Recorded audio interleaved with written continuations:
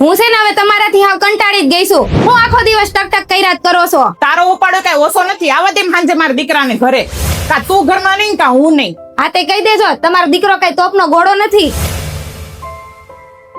કેમ બા મુંજાઈને બેઠા છો? તારી વહુ જો ને કાંઈક કેવી એટલે મોઢું ચડાવીને ફરે છે અને જીભડો તો કાતરની છે માલે છે. કાંઈ વાંધો નહીં, હું કઈક કરું. ખમો ને શું થયું નિમિષા? આખો દિવસ ઘરનું કામ કરું અને નાની અમથી એક ભૂલ થાય તોય તમારી મમ્મી કેટલું સંભળાવે છે કે વાત પૂછો માં.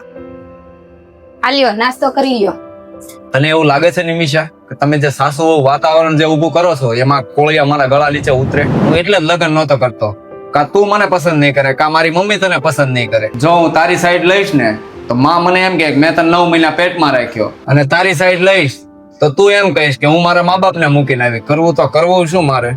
જો આવી રીતે ચાલતું રહ્યું ને તો આ પંખીનો માળો આખો વિખાઈ જશે. મમ્મીને તો હું કહી નથી શકતો, તને કહી શકું કેમ કે તું મારી પત્ની છો. તો હું શું કરું? માએ ઘર ચલાવી લીધું, હવે તું સમજદારી દેખાડ.